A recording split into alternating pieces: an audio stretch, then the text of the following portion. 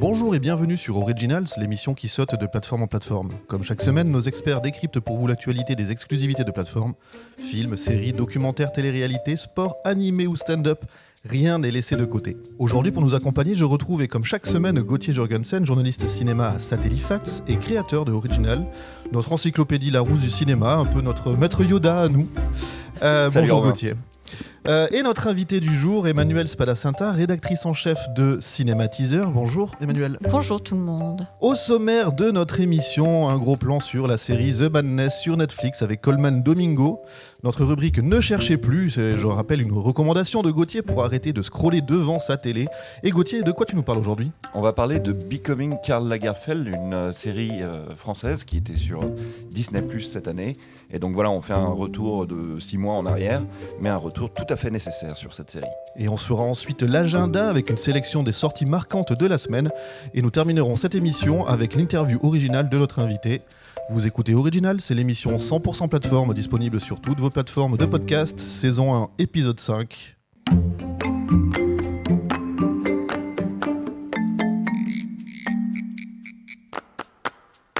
Aujourd'hui, le gros plan de la semaine est sur The Madness, une série Netflix en 8 épisodes.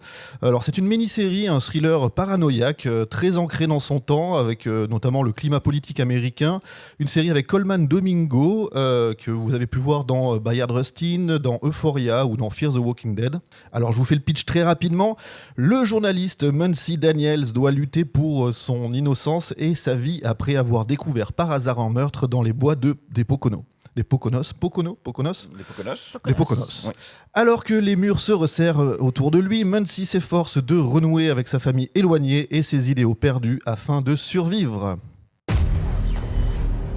Je vous l'ai dit, ça a commenté. Maintenant, c'est moi qu'on interroge. J'ai l'impression d'avoir une cible dans le dos. T'as vu jusqu'où ils veulent me blesser?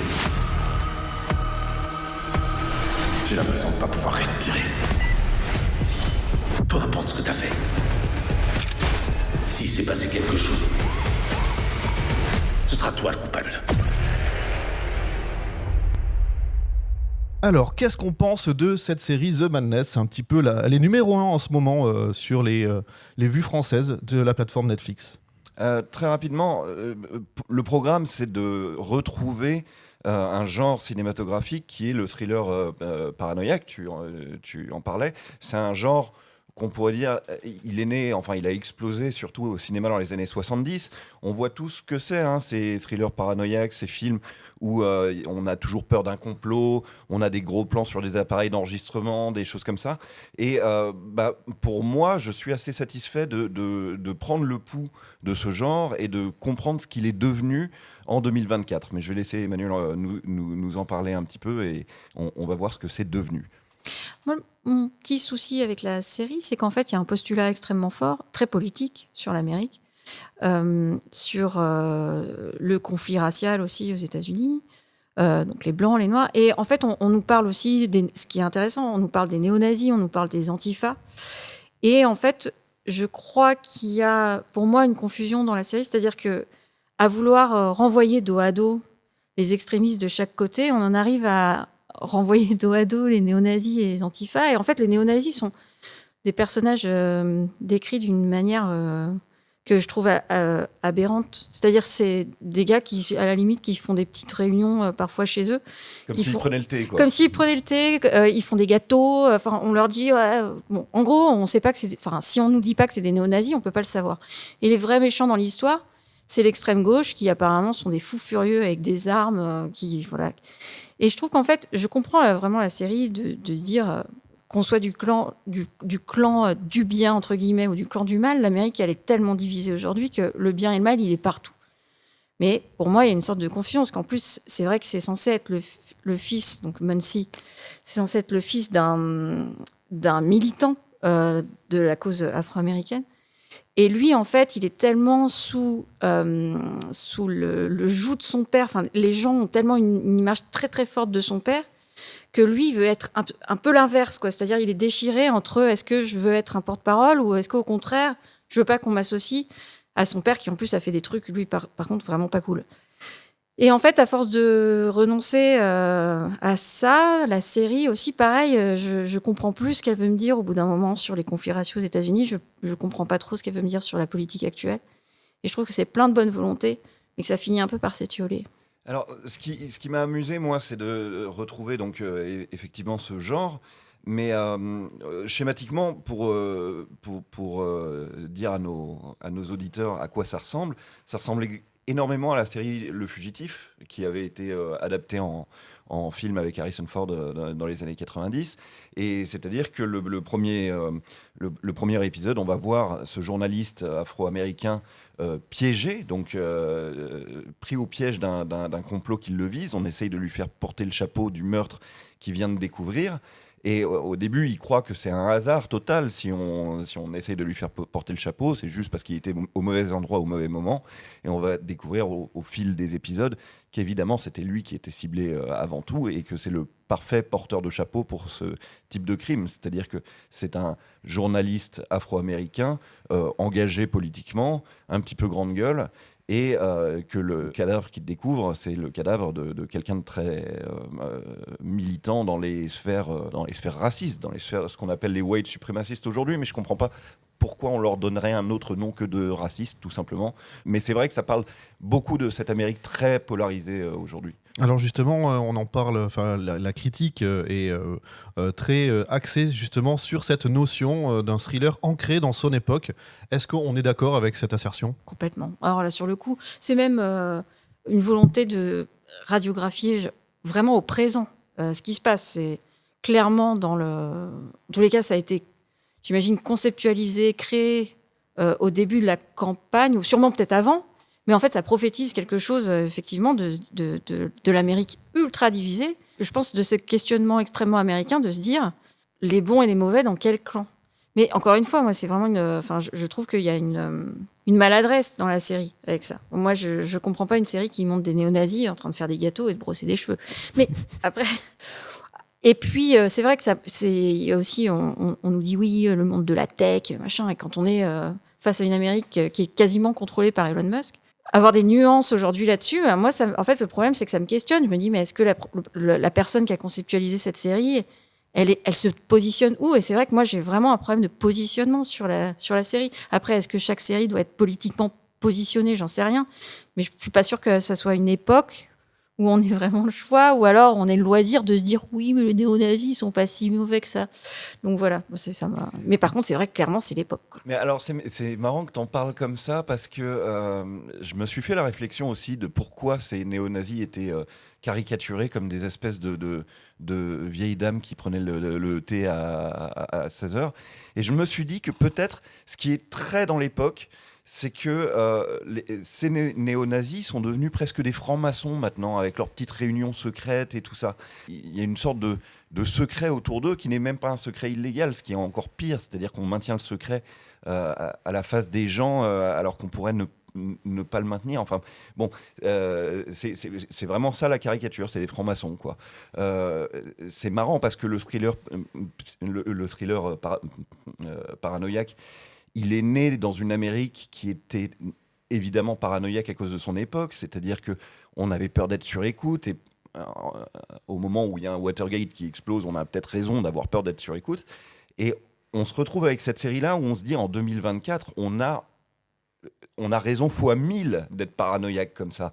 Tout est connecté tout le temps, l'Amérique est très polarisée. Je pense d'ailleurs que c'est une série qui voulait parler d'une Amérique post-Trump, mais qu'est-ce que ça veut dire maintenant qu'on est à la fois dans une Amérique post-Trump et pré-Trump ?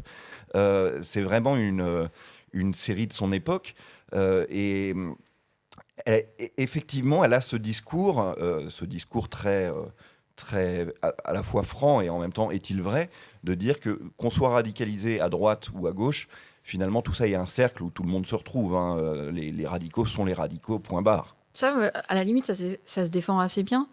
Mon seul problème, c'est la représentation. Donc, quand on a des néo-nazis représentés comme c'est représenté dans la série, et en même temps, ce qu'ils appellent, eux, des antifas, qui sont clairement représentés comme des fous furieux, retranchés, avec des armés jusqu'aux dents, meurtriers, etc. La représentation... Parce que moi, je peux admettre que quelqu'un fasse une série sur renvoyer dos à dos l'extrême gauche et l'extrême droite. Bon, à la limite.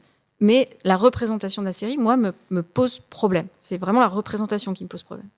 Alors, paranoïaque, on l'a vu, et effectivement politique aussi. Si on revient sur la notion de thriller, est-ce que, mine de rien, on est quand même devant un programme haletant, avec des rebondissements, avec ce genre de choses, ou est-ce que, comme le reste, ça s'étiolerait un peu au fil des épisodes ? Non, il y a pas mal de rebondissements. Il y en a peut-être un petit peu trop. Et on sent le côté climax à chaque fin d'épisode. C'est un truc, moi, qui me hérisse un peu le poil. Mais enfin, bon, le format série va avec ça. Mais le côté cliffhanger, tu sais, rendez-vous au prochain épisode pour savoir comment il sort de cette situation. Surtout qu'on est sur Netflix, ça veut dire que tous les épisodes sont disponibles instantanément. Exactement. Et que sûrement, on va les binge-watcher un petit peu. La surprise que j'ai eue... en regardant ce complot se développer, c'est que très vite, déjà au deuxième ou au troisième épisode, on se dit déjà, au fait, le personnage principal ne serait pas afro-américain, ça serait pas possible. C'est possible uniquement parce qu'il fait partie de cette communauté-là. Et ça dit quand même quelque chose de l'Amérique. On le sait, c'est presque un cliché de dire de l'Amérique que c'est un pays construit sur beaucoup de violence, où les communautés sont encore très séparées. Mais là, on s'en rend d'autant plus compte. On se dit, au fait, le gars est pris au piège parce qu'il est noir, point barre, quoi. Et c'est une série qui marche assez bien, je trouve, sur la tension. Moi, si le fond me dérange, en tous les cas, la forme, elle est plutôt pas mal. C'est réalisé de manière fonctionnelle, mais plutôt honnêtement. Et Colman Domingo, c'est un très très bon acteur, entouré de plutôt bons acteurs. Et il y a quelque chose de l'histoire de sa famille, tout ça qui marche vraiment bien, parce que sa famille est attaquée aussi, évidemment, comme lui. Donc, où est sa responsabilité par rapport à sa femme, ses enfants, etc. Mais c'est même pas un spoil, puisqu'on le sait dès le pilote. Oh oui, bien sûr. Et franchement, je trouve ça plutôt bien mené, avec des épisodes d'une durée totalement acceptable. Ça tire pas trop sur la corde. C'est vrai qu'il y a un petit laisser-aller sur les rebondissements à un moment, mais bon, c'est vraiment... Voilà, c'est le genre qui veut ça aussi un petit peu. Mais sinon, c'est plutôt bien foutu. Si je voulais exprimer une petite réserve, mais qui existe quand même à travers la série, c'est que la durée temporelle de la série, c'est quelques jours. Ça se déploie sur quelques jours, tout se passe très rapidement. Et je trouve que sur ces quelques jours, ce journaliste télé bien sous tout rapport devient un peu vite un espèce de Jason Bourne hyper compétent. Moi, j'ai regardé toute la série en me disant, si ça m'arrivait, je ferais des erreurs tout de suite et je tomberais dans le piège. Mais tu fais pas du jiu-jitsu brésilien. Non, mais lui, hyper vite, il se doute, il a 3 coups d'avance, il sait quand est-ce qu'il faut abandonner son téléphone, il sait quand est-ce qu'il faut piéger la meurtrière qui est à ses trousses et tout. Je me dis, il est doué, ce gars, c'est incroyable. C'est le gars qu'il fallait le moins piéger du monde, quoi. On passe beaucoup de temps aussi à savoir s'il doit plutôt fuir et donc abandonner toute sa famille et se refaire une vie, ce qui est la solution de facilité, mais en même temps qui est une solution déchirante pour lui, ou faire face au complot qui l'a pris au piège, au risque de voir le piège se refermer sur lui très, très rapidement. Et cette tension-là est assez bonne, c'est-à-dire que vraiment on est de son côté et on pense qu'il a toutes les raisons de simplement prendre un avion et se faire la malle. Donc il y a une bonne tension aussi qui arrive au milieu de cette série sur un revirement de mentalité et une prise de responsabilité qui est pas mal. Alors au final, cette série, The Madness, disponible sur Netflix, est-ce qu'on conseille quand même de regarder ou est-ce qu'on te propose de zapper et surtout, on propose à qui de regarder ? On propose aux férus de thrillers parano, qui peut-être vont hausser les yeux au ciel de temps en temps. Moi, globalement, c'est pas une série qui va marquer mon année, parce que souvent, je me suis dit, j'ai beaucoup levé les yeux au ciel, en me disant, bon, là, ça commence à exagérer un petit peu. Mais après, franchement, au niveau du jeu et au niveau de l'écriture, c'est un peu le haut du panier, quoi. L'enrobage a quand même de qualité. Ouais, moi je proposerais ça volontiers aux jeunes adultes, les jeunes adultes qui ont un petit peu envie de prendre le pouls de l'Amérique d'aujourd'hui. Tout n'est pas à droit, hein, je suis d'accord avec ça, mais il y a quand même beaucoup de discours sur ce qu'est l'Amérique d'aujourd'hui et une tentative de cartographier comme ça la politique de 2024. On peut bouder cette série, mais si on se met à bouder cette série-là, on va se mettre à bouder pas mal de séries parce que quand même c'est très très bien produit, c'est très bien joué. Oui, il faut se laisser tenter par quelques épisodes et se dire bon, est-ce que je suis pris dans ce suspense ou est-ce que je le suis pas du tout? Voilà. Et moi, je proposerais je proposerais aussi aux fans de Colman Domingo de regarder parce que, Eux, ils sont mine de déjà pris, rien, oui, bien sûr. il crève l'écran et c'est un acteur qui est, je trouve, plutôt sous-coté, qu'on ne connaît pas assez malgré son talent. Et voilà, à chaque image, c'est quand même la classe. Donc, Ouais, tout à fait. Merci à vous deux pour vos avis inspirés. Je rappelle que The Madness est disponible depuis le 28 novembre en exclusivité sur Netflix. On laisse maintenant les États-Unis pour les dessous de la mode parisienne des années 70 avec Becoming Karl Lagerfeld. C'est la chronique Ne cherchez plus par Gauthier. Ne cherchez plus Becoming Karl Lagerfeld est le sujet du jour, une série disponible sur Disney+, en 6 épisodes, une mini-série de Raphaël Baquet, Jennifer Have et Isor Pisani-Ferry. Gauthier, ça parle de quoi, à part de Karl Lagerfeld, ou comment ? Le titre est assez bien choisi, je ne sais pas très bien pourquoi il est en anglais ce titre, mais c'est un titre qui évoque bien ce que la série est, c'est-à-dire comment Karl Lagerfeld est devenu ce personnage de Karl Lagerfeld qu'on connaît si bien, qui était si médiatique avant sa mort en 2019. C'est Daniel Brühl qui interprète le rôle de Karl Lagerfeld. On le connaît tous depuis Goodbye Lenin, en gros, Daniel Brühl. On va suivre les années de Karl Lagerfeld où il travaille juste à la Maison Chloé, jusqu'au moment où il va devenir le directeur artistique de la Maison Chanel. Et on va le suivre dans les années 70, qui sont des années effectivement charnières pour la mode en France, puisque c'est là qu'il va rencontrer Jacques de Bacher, qui est interprété par Théodore Pellerin, qui est incroyable dans ce rôle. Et donc Jacques de Bacher va devenir son amant, mais son amant dans une relation totalement platonique. Et c'est des années aussi où on sait que Jacques de Bacher va aussi se tourner vers Yves Saint-Laurent, comme 2 biopics sur Yves Saint-Laurent nous l'ont déjà montré. Donc il y a un petit peu des jeux de pouvoir, mais des jeux de pouvoir très très calmes. On n'est pas dans un Game of Thrones où tout le monde se tranche la gorge les uns les autres. Karl Lagerfeld est justement montré comme quelqu'un de très consciencieux, pas du tout un charnel, quelqu'un de très distant, qui a une hygiène de vie irréprochable, etc. Et qui attend son heure de gloire. Et on sent bien qu'il l'attend depuis un petit peu trop longtemps et qu'il commence à être frustré de ça. Donc c'est comment, avec ce calme, ce sérieux, il va quand même devenir un géant de la mode. Donc c'est un peu l'anti-biopic, parce que les biopics d'habitude, c'est comment des gens complètement rock'n'roll et drogués jusqu'aux yeux arrivent quand même à percer dans le monde de la musique ou de l'art ou peu importe. Là, on s'intéresse à quelqu'un qui est tout le contraire de ça. Et ça, c'est quand même une proposition très intéressante. Bonjour, monsieur Lagerfeld. Garde. Avez-vous un style, monsieur Lagerfeld? Je pense que vous êtes un génie et que vous allez devenir le plus grand couturier du monde. Si je te nomme directeur artistique, tu entres en compétition avec Yves Saint-Laurent, tu donnes tout ce que tu as. Jacques, on ne présente pas le fameux Pierre Berger, main de fer sans gants de velours. C'est faux.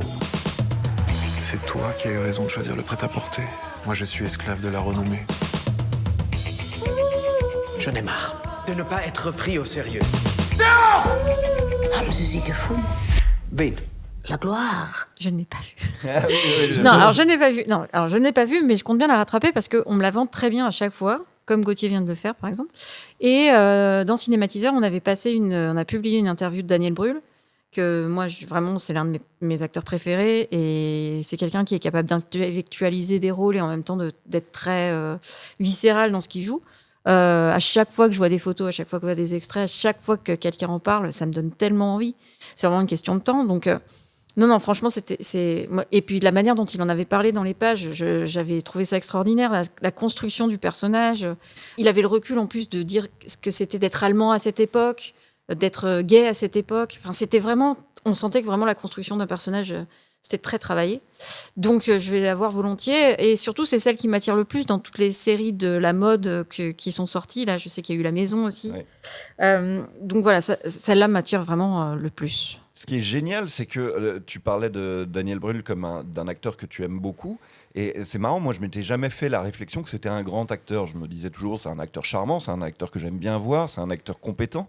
Mais là, de devoir interpréter en français, donc qui est déjà pas du tout sa langue maternelle, un personnage pareil, c'est-à-dire que déjà, pour quelqu'un d'allemand parler français toute une série, j'imagine que c'est compliqué, mais en plus, imiter quelqu'un qui faisait déjà ça, c'est-à-dire être germanophone de langue maternelle et parler français avec un accent particulier, etc., quelle classe de savoir faire ça. Enfin, c'est impressionnant. Il incarne particulièrement bien, si je peux rajouter quelque chose, c'est que c'est aussi une série qui s'adresse à celles et ceux qui ne sont pas connaisseurs ou connaisseuses du milieu de la mode. Ça se suit vraiment parce que c'est aussi toute l'histoire des années 70 dans le milieu parisien et tout ce que ça peut représenter. Le triangle amoureux est évidemment particulièrement marquant, on l'avait déjà vu dans les films, et si on s'intéresse à l'histoire. Moi, il y a quelque chose qui m'a vraiment profondément touché, c'est dans la performance de Daniel Brühl, encore une fois, quand il joue Karl Lagerfeld, c'est cette capacité à montrer à l'écran, juste par certaines intonations ou simplement grâce au non-texte, juste par la façon de l'incarner physiquement, la douleur contenue que Karl Lagerfeld a expérimenté à travers pas mal de drames qui lui arrivent dans sa vie. Et cette rivalité qui est d'abord une amitié entre Yves Saint Laurent et Karl Lagerfeld qui explose à cause à cause de Jacques de Bacher. Et il faut pas, c'est une évidence, mais il y a aussi quand même un autre personnage qui est dans l'ombre et qui lui est beaucoup plus dans le Game of Thrones. C'est le personnage incarné mine de rien par Alex Lutz qui joue Pierre Berger. Ouais. Et donc qui est un peu le grand Manitou de la mode de tous les syndicats qu'il peut y avoir. Et puis on voit qu'il y a la lutte des anciens et des nouveaux. Enfin, il y a beaucoup de choses dans cette série. Moi, je l'ai regardé d'un trait avec une passion dévorante, alors que c'est pas mon univers de base du tout. Et j'ai été vraiment emporté par et la performance et l'écriture de ce moment, de cette parenthèse des années 70, 80, début 80. Et puis ça passe vite parce que il me semble que c'est seulement 6 épisodes, hein, donc c'est pas une série qui prend énormément de temps. Et tu le pointais du doigt, tu as absolument raison. Dans cette douleur contenue, il y a aussi le portrait d'un personnage qui, à 40 ans, vit toujours chez sa mère. Il y a le portrait d'un personnage qui ment sur son âge constamment pour pas faire face à cette idée affreuse que la vie est en train de lui échapper, quoi. Et qui a pourtant plusieurs hôtels particuliers et une maison en province. Oui, c'est pas un problème d'argent, c'est vraiment un problème psychologique, quoi, qu'il a. Et je te rejoins tout à fait sur l'idée que c'est pas une série qui s'adresse aux fans de la mode. C'est une série qui s'adresse à absolument tout le monde. Et il y a même une scène dans un des épisodes qui est géniale, qui est mortelle, parce qu'il y a une sorte de réunion syndicale des grands de la mode. Et donc, ils se réunissent tous autour d'une table. Et quand on voit cette tablée, on se dit tout de suite « Ah là là, je les reconnais tous, il y a Sonia Rykiel qui est là, puis il y a Jean-Paul Gaultier et tout. » Enfin, on se rend compte qu'au fait, on connaît beaucoup mieux, quand on est français, ce monde de la mode qu'on le croit. C'est tout à fait étonnant de découvrir ça de soi-même, en tout cas. Et puis évidemment, en personnage secondaire, on a quand même Agnès Jaoui qui joue Gabi Aguillon. On a quand même Paul Spera qui joue Andy Warhol. On voit passer Marlène Dietrich. Enfin voilà, on voit des noms de personnalités comme ça qui ont fait cette époque-là aussi. Donc oui, on se dit quelle époque formidable. Effectivement, on aurait aimé être là quelque part pour assister à tout ça. Ouais. En tout cas, voilà, merci beaucoup Gauthier. Emmanuel, tu disais, ça fait partie un petit peu des séries importantes de l'année chez Cinématiseur ? Oui, parce que c'est vrai que c'est une de celles à qui on a consacré le plus de place, parce qu'on fait de temps en temps des interviews, mais là c'est vrai que Daniel Brühl, c'est important.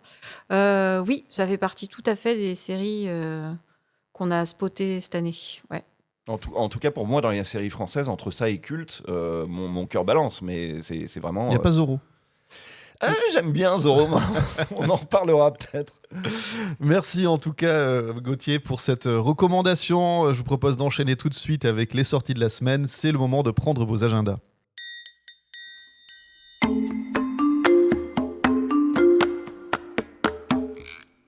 Et on a une sélection des sorties donc de cette semaine du 2 au 8 décembre qui commence sur Prime Video à partir du 4 décembre. Vous pouvez retrouver En Terrasse saison 2, 12 épisodes dans la première saison. C'est une série déjà de Bastien Dartois et de David Voinson. C'est une comédie française pour les fans de Bref ou de I Met Your Mother, on va dire. J'ai lu, on appelle ça une short-com. Voilà, c'est quoi une short-com ? C'est une sorte de série où les épisodes sont plutôt courts. Ouais. Bravo. Ça porte bien son nom. Ouais. Une série sur le coming of age, à ce moment où on passe de jeune adulte à adulte, avec tous les rendez-vous avec la vie que la vie nous réserve. Voilà, donc je rappelle que ça parle donc de jeunes qui se réunissent en terrasse, sur une terrasse, c'est leur QG. Les Friends avaient à l'époque leur Central Perk. Là, c'est en terrasse, comme les habitudes parisiennes de se réunir en terrasse. Et cette terrasse, donc, c'est celle de David, de Flo, de Cam, 3 amis depuis l'enfance qui sont montés à la grande ville. Voilà, donc, et qui revoient ils refont le monde, leurs histoires, les beuveries, les rencontres, etc. Évidemment, entre autres, de Diane Segar, Florent Hall ou Laurine Nounet, ou Malika Joanny. On peut aussi retrouver Olivia Cotte, Adrien Ménel ou même Titoff. Okay. Voilà. Est-ce que c'est le genre de programme qui peut vous intéresser, Gauthier ? Bon, oui, bien les sûr. Jeunes. Ouais, bien sûr. les jeunes, dont je ne fais plus partie depuis si longtemps. Non, mais bien sûr. Puis il y a quelque chose de très gaulois à vouloir être en terrasse. On se souvient pourquoi, depuis 2015. Le lendemain, le 5 décembre, on passe sur Netflix et changement d'ambiance avec une série en 6 épisodes. C'est la première saison de Black Doves. Black Doves, qu'est-ce que c'est ? C'est encore un thriller, mais cette fois d'espionnage, avec Keira Knightley qui a délaissé les bateaux pirates de Pirates des Caraïbes. C'est une série créée par Joe Barton. C'était le scénariste de The Lazarus Project ou de The Union ou The Ritual. Et si l'on en croit les critiques, les forces de la série sont ses personnages passionnants, de l'action et une intrigue particulièrement captivante. Est-ce que je te vois J'opine du chef. Oui, je suis au milieu là et j'avoue que je suis complètement happée. Ça marche hyper bien. Faut dire que je suis assez fan de Ben Whishaw qui a l'un des deux rôles principaux de la série avec donc Keira Knightley. Et effectivement, moi de toute façon dans mes séries préférées, il y a Slow Horses qui est aussi une série d'espionnage. Et en fait, je sais pas, je trouve que le genre, surtout quand il est britannique, marche plutôt très bien. Et là, Black Doves, moi, je suis complètement à fond. J'ai hâte de rentrer chez moi pour voir l'épisode qui suit parce que vraiment, il y a un esprit, il y a une malice et en même temps, c'est extrêmement cruel. Donc, non, pour moi, pour l'instant, ça marche. Alors je rappelle que l'histoire c'est celle donc de Keira Knightley qui joue le personnage de Hélène, une espionne à l'identité secrète qui replonge dans son sombre passé quand son amant est éliminé par la mafia londonienne et qu'elle retrouve un ancien ami, tout ça sur fond de brouille diplomatique. Gauthier, est-ce que ça t'en dit un peu plus ? Est-ce que ça te motive ? Ce qui me motive surtout, je vais te dire, c'est de retrouver Keira Knightley, moi, tout simplement, parce que je trouve que l'histoire du cinéma a été un peu cruelle avec elle, et je suis content de savoir qu'elle continue à avoir des rôles, des premiers rôles. Et j'imagine qu'elle a toujours son petit regard mutin qu'elle nous fait tout le temps, mais c'est son style et je suis très content de savoir qu'elle est encore là. Donc rien que pour ça, je regarderai. Je suis pas sûre qu'elle se soit pas éloignée des écrans un peu exprès, parce que je crois qu'elle a gagné beaucoup d'argent avec Chanel et qu'il y a un moment, mine de rien, elle pourquoi se donner du mal Pourquoi Non, mais je pense qu'elle a fondé il me semble qu'elle avait fondé une famille aussi et tout ça. Et à mon avis, c'est pas quelqu'un qui avait l'intention de cachetonner à Hollywood ou quoi que ce soit. Donc, elle travaillait bien avec Joe Wright et tout. Et puis, à mon avis, elle a pris son temps, quoi. Mais oui. C'est vrai que ça fait, t'as raison, ça fait vachement plaisir de la voir. Parce que là, en plus, elle est au top de son game. Ouais, c'est pas une première étoile qui débarque. Là, on est vraiment sur une héroïne accomplie, une femme accomplie aussi. Donc, ce n'est plus exactement la même Keira Knightley qu'on avait laissée à l'époque. Bah, si elle a mené si bien sa barque que maintenant elle peut avoir le loisir de choisir ses projets, c'est d'autant mieux.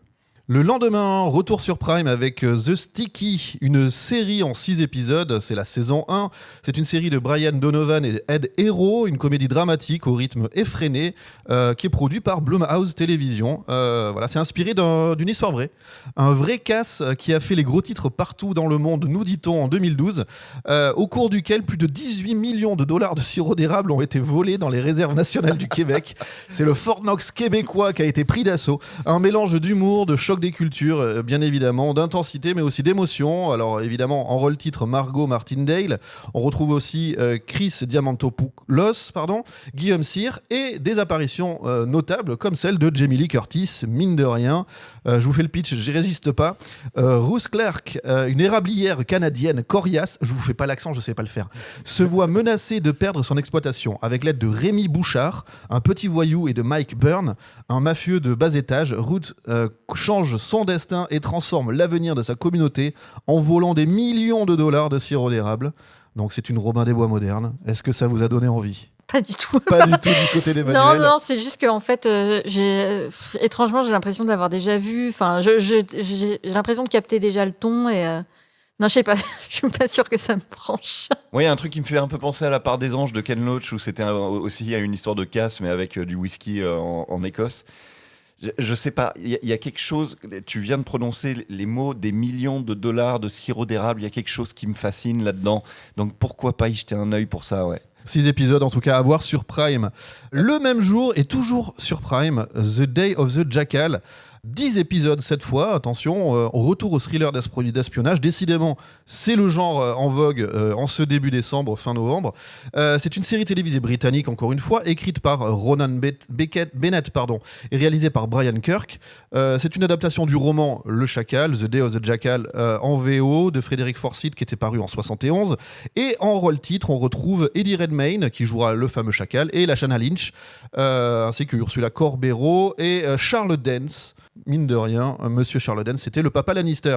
Ça parle de quoi ? De Bianca, une femme officier des services de renseignement britanniques qui est chargée de capturer un assassin impitoyable. Celui-ci, uniquement connu sous le nom du Chacal, réalise des contrats très coûteux et elle va alors le poursuivre à travers toute l'Europe. C'est un jeu de chat et de la souris.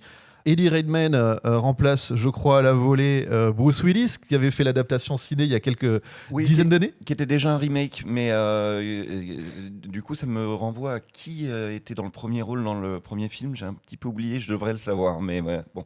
En attendant que ça te revienne, là on sera sur 10 épisodes avec une réalisation peut-être plus moderne.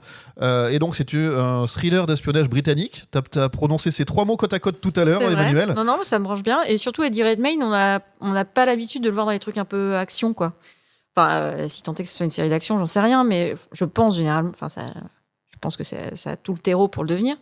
Et Eddie Redmayne, c'est vrai que c'est quelqu'un qui généralement joue dans des drames, des biopics.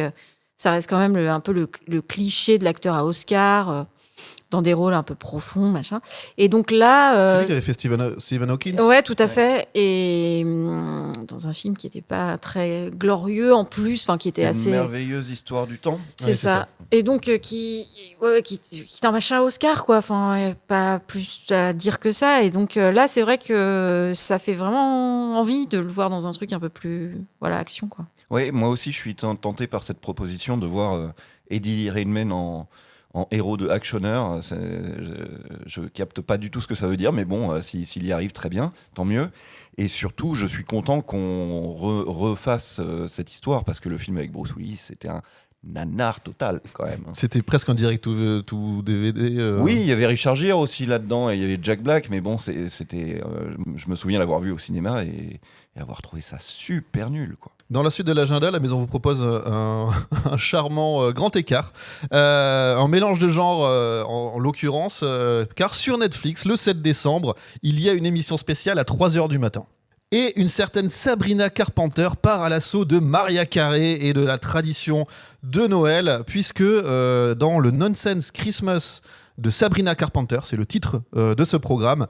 C'est un show à la fois musical et comique sur Noël et sur Netflix. La durée n'a pas été communiquée, mais voilà, en 2024, Netflix fait appel à cette célèbre pop star pour une émission donc à part entière, et on va y retrouver des chansons issues de l'EP Fruitcake, ainsi que des classiques de Noël avec de nombreux guests. Le programme est maintenu secret. La bande-annonce, on voit quasiment que Sabrina Carpenter en tenue de Papa Noël. Je rappelle que Sabrina Carpenter, elle est au top en 2024 parce qu'il y a eu sa nouvelle chanson Expresso et le clip Taste avec Jenna Ortega qui jouait dedans. Et que le titre, donc le Nonsense Christmas, est tiré d'une de ses chansons qui s'appelle Nonsense Christmas, qui était lui-même une version alternative de sa chanson Nonsense. Donc là, attention, la boucle est bouclée. Le métaverse du Christmas. Alors, et au moins, on a de la variété. Est-ce que vous allez vous laisser tenter, mettre un petit réveil à 3h du matin pour voir Sabrina Carpenter chanter et danser pour fêter Noël ? Je ne m'enlèverai pas la nuit, mais ça, l'histoire, enfin, l'histoire est amusante, quoi. Enfin, en tous les cas, le concept est cool. Enfin, j'ai pas de problème avec ça. Je connais très peu Sabrina Carpenter, c'est pas du tout ma génération. Elle a l'air complètement inoffensive et plutôt rigolote. Et oui, en fait, c'est cool de trouver ça sur les plateformes. Enfin, je trouve ça bien. Avant, c'était des émissions qui passaient aux États-Unis auxquelles on n'avait jamais accès, ou alors il fallait les pirater. Je trouve ça génial qu'on puisse avoir une plateforme qui propose ce genre de choses. Hein. Ouais, je suis tout à fait d'accord avec ça. Alors bon, moi non plus, je vais pas mettre le réveil parce que déjà une cérémonie des Oscars par an, ça suffit comme ça, quoi. Mais en revanche, je trouve ça génial, hyper amusant. Et si elle peut brûler définitivement l'héritage de cette chanson de Mariah Carey, dont je ne peux plus de la voir pop à Noël à chaque fois. Je veux dire, une blague, c'est drôle une fois. Là, on nous l'a fait tous les ans depuis 10 ans. J'en ai ras-le-bol. Donc, vas-y, Sabrina Carpenter, mets un nouveau standard sur Noël. Et je rattraperai ça avec grand plaisir, bien sûr. Il y a quand même une politique chez Netflix que je pointe du doigt un petit peu. La semaine dernière, on parlait de Eliane et le sortilège. Donc, c'était clairement Netflix qui tente d'aller sur les plates-bandes de Walt Disney avec le dessin animé familial de Noël. Cette fois, on a Netflix qui tente d'aller sur les plates-bandes de Mariah Carey et de son industrie de Noël. Il y a des moves chez Netflix d'essayer de changer un petit peu les tendances et les habitudes, mine de rien. Oui, et puis c'est marrant parce qu'il faut quand même rappeler qu'il y a toute une partie du monde qui a accès aux plateformes très facilement chez soi, mais qui n'a pas facilement accès au cinéma. Il y a des gens qui vivent en région et pour eux, aller au cinéma, ça veut dire prendre une voiture et faire 45 minutes de route. Donc c'est bien de pouvoir offrir à tout le monde comme ça des alternatives. Je trouve ça super. La dernière sortie de la semaine, on va la balayer d'un rapide revers de la main, c'est Skeleton Crew. Alors pourquoi est-ce qu'on le balade très rapidement ? Tout simplement parce qu'on doit en parler, ça sort cette semaine, ça devait sortir le 4, finalement c'est sorti le 3 avec un petit peu d'avance. C'est la nouvelle série Star Wars sur Disney+, emmenée par Jude Law dans une ambiance beaucoup plus familiale qui rappelle les productions Amblin Entertainment de Steven Spielberg, donc les Goonies, E.T. et ce genre de choses, une ambiance différente des dernières séries Disney que Star Wars qu'on a pu voir. Et si on en parle très rapidement, c'est parce que ce sera notre sujet de la semaine prochaine, et nous aurons la chance d'avoir Thibaut Gomez-Léal, chef de la rubrique séries et ciné pour le site Les Numériques avec nous, un spécialiste de l'univers de Star Wars, il me semble. Oui, tout à fait. Et puis moi, il me tarde de regarder les épisodes. J'aime beaucoup la proposition, en tout cas. Emmanuel, est-ce que les séries Star Wars sur Disney+, Je les regarde pas toutes, mais quand je les regarde religieusement. Et celle-là, ça fait partie de celles qui m'intéressent, qui m'intéressent le plus. Enfin, j'ai très hâte, quoi. Et moi, j'ai d'autant plus hâte qu'il y a un petit garçon extraterrestre qui ressemble à un éléphant bleu.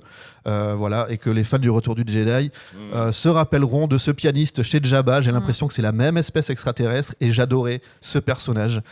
Donc voilà, il y a tout pour me séduire. En plus, il y a Jude Law. Donc, Ouais. Merci à vous deux, ce sera tout pour aujourd'hui. Merci beaucoup Emmanuel d'avoir été avec nous aujourd'hui. Je te propose de rester assise bien confortablement sur ton siège car tu vas passer à l'interrogatoire habituel de fin d'émission. C'est l'interview originale d'Emmanuel Spadasanta.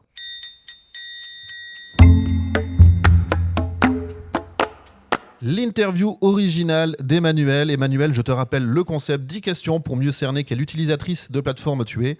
Est-ce que tu es prête ? Oui, tout à fait.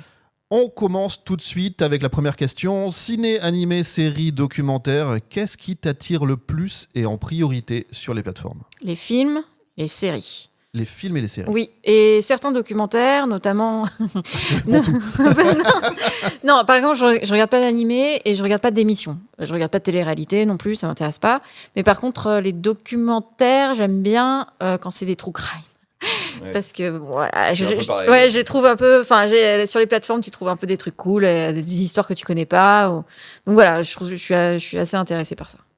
Quel type de contenu aimerais-tu trouver sur une plateforme qui n'existerait pas encore aujourd'hui ? Bah ouais, je me suis posé la question et en fait, j'arrive pas à trouver. Je trouve qu'il y a une vraie diversité. Tu vois, on parlait de Sabrina Carpenter. C'est un truc peut-être qu'il y a quelques années, on n'avait pas ce genre d'émission de special et tout ça pour Noël. Et en fait, je me dis, j'ai l'impression que les séries m'offrent ce que j'avais pas avant. Donc, je suis assez satisfaite de ce qu'elles m'offrent et je vois pas trop. Enfin, ouais, peut-être que si c'était plus immédiat, j'aimerais bien avoir... je crois qu'en plus, c'est diffusé, il me semble, sur Canal, genre les shows de Jon Stewart et tout. Mais j'ai pas de manque particulier. Enfin, il n'y a pas un truc où je me dis, ah, les Américains, ils ont ça, moi, j'aimerais bien que Netflix le passe. Ou... Non, je suis très satisfaite de la proposition. Très bien. Quand on parle justement des propositions, tu es plutôt sur les nouveautés ou sur les fonds de catalogue pour des séances de rattrapage ou comme ça ? Moi, je suis sur les nouveautés. C'est vrai que j'aime bien les exclusifs. Par contre, sur tout ce qui est patrimoine, alors je sais pas ce qu'on appelle vraiment patrimoine. Mais patrimoine, je peux effectivement regarder ça sur Netflix et tout ça, mais il faut vraiment que je cherche. C'est-à-dire, je vais pas aller me dire, tiens, je vais me taper un film d'il y a 10 ans. Je vais aller regarder le back catalogue de Netflix. Je dis vraiment, par exemple, sur Netflix, Amazon, Apple, Shadows, tout ça, je vais aller en me disant, voilà, il y a une sortie exclusive, je peux pas la voir ailleurs, ça, j'ai envie de le voir. Après... Par exemple, si tu me dis, tiens, je veux un film peut-être un peu plus vieux et tout ça, j'aurais peut-être plutôt tendance à aller voir une plateforme comme Universiné, que je trouve extrêmement fournie en matière de propositions. Tu peux, pour nos auditeurs et nos auditrices, expliquer, parce que c'est peut-être moins connu, c'est quoi Universiné ? Universiné, c'est une plateforme de VOD, mais aussi qui marche par abonnement, il me semble, où il y a vraiment une proposition assez... Alors, ils n'ont pas d'exclusivité, ils ont des exclusivités, mais vraiment de temps en temps. C'est pas leur fonds de commerce, mais par contre ils ont toute la SVOD, enfin tous les films en VOD les plus récents, ils ont des vraies propositions. Je me souviens qu'une fois je cherchais le premier film je ne sais plus le réalisateur de Asbestas, Rodrigo Sorogoyen, excusez-moi, et en fait c'était les seuls à l'avoir. Donc en fait ils ont par exemple en matière de premier film de réalisateur que je suis, je sais que je peux leur faire confiance. C'est c'est vraiment une très bonne plateforme. Puis il y a quelque chose de très lisible à avoir un truc qui s'appelle Universiné et se dire, c'est un très gros catalogue de films, tout simplement. Exactement, ouais. T'en parlais justement, est-ce que malgré tous les abonnements aux plateformes que tu peux avoir, tu loues encore des VOD ? Ouais. Donc comme je te disais, Universiné, ça peut carrément m'arriver. Et je me souviens très bien, l'année dernière, je sais plus pour quel film c'était, mais j'ai encore loué un truc sur Apple TV. Enfin, sur iTunes, en fait. Je sais même plus comment on dit aujourd'hui. Mais oui, il m'arrive encore de payer des films en location à la maison. Et quel est ton rapport au cinéma en salle ou à la télévision depuis que tu as intégré les contenus plateformes à tes habitudes ? Honnêtement, je pense que c'est la même chose. J'ai pas l'impression d'aller moins au cinéma. Ça m'a pas rendue feignante, je trouve, sur la curiosité. Où je me mets rarement devant en scrollant... en me disant qu'est-ce que je regarde ce soir, j'ai toujours un truc à voir, donc j'ai pas l'impression qu'elle ait remplacé autre chose, j'ai pas l'impression en tous les cas qu'elle ait remplacé le cinéma, ça c'est sûr. Ça a peut-être remplacé un peu la télé, ça c'est pas faux. Aujourd'hui je vais peut-être pas forcément me planter devant un film à la télévision, je vais peut-être me dire tiens je vais regarder ça sur Amazon, sur Netflix ou quoi, mais j'ai pas l'impression que ça ait radicalement changé mes habitudes, quoi. C'est un truc en plus, mais pas forcément un truc qui a remplacé autre chose. Ça, c'est aussi parce qu'on a notre biais de professionnel de la critique, c'est-à-dire qu'on est tout le temps en train de cavaler, en train de rattraper des contenus, aller voir des films, aller à des projections. Donc c'est vrai que nous, on a une consommation très ciblée des choses. Ça nous arrive quasiment jamais de nous asseoir et de dire qu'est-ce qu'on va regarder, parce qu'on a tout le temps des trucs à regarder. On a tout le temps un truc à voir, je suis assez d'accord. Et qui regarde le plus les plateformes à la maison ? On regarde à deux. On n'est que deux et on regarde à deux. Moi, ça peut m'arriver que pour le boulot, je binge un peu de manière très pro. Quelque chose, genre quand j'ai des contenus Netflix que je dois très vite voir et tout ça, il m'arrive de faire ça de manière un peu... C'est une consommation quasiment industrielle Voilà, mais en tous les cas, généralement, quand par exemple, The Madness, on a regardé ça à 2 le temps d'un week-end. Voilà, non, on fait ça, c'est une occupation de couple. Et du coup, plutôt télé du salon, tablette au lit, téléphone dans les transports. Euh, Ton support favori, ce serait quoi? Moi, c'est la télé. Dans le salon, ça c'est vrai. Et il peut m'arriver, quand je suis dans ces consommations un peu industrielles et professionnelles où je dois aller très vite, de plutôt me mettre sur mon canapé avec mon ordi. Donc, parce que c'est... Bizarrement, je trouve que les applis de télé, donc les télés connectées, c'est toujours un peu plus laborieux que sur ton ordinateur où ça va très vite, t'as ton clavier, tu fais les choses très rapidement. Dès que je mets ça un peu sur la télé, je me retrouve avec... voilà, j'ai une télécommande qui fait un petit point sur je trouve ça hyper chiant. Donc je suis là tout le temps, hop, je mets mon code, machin, ou si je fais une recherche, c'est hyper laborieux. Donc quand j'ai un souci d'efficacité et peut-être moins de plaisir, je me mets sur l'ordi et ça va hyper vite. Est-ce que les productions de plateformes sont un sujet de conversation avec tes proches? Alors peut-être en dehors du milieu professionnel. En dehors du milieu professionnel, oui, un peu avec mon frère, des fois on en parle. Ouais, ça peut arriver, mais c'est vrai que sinon... Oui, en fait, le truc, c'est que effectivement, les séries de plateformes, c'est des choses qui font partie aujourd'hui de la culture populaire de manière intrinsèque, quoi. Donc, Squid Game, forcément, ça transcende le milieu journalistique au journalistique. Donc, même des potes qui n'ont rien à voir avec le cinéma et qui en font une consommation extrêmement, banale, une fois tous les 2 ou 3 mois, tout ça, connaissent ce genre de trucs. En tous les cas, même s'ils regardent pas, c'est vrai qu'il y a l'inconscient collectif aujourd'hui sur les plateformes, il est énorme, quoi. Donc je peux effectivement parler avec mes proches, mais c'est pas une obsession, quoi.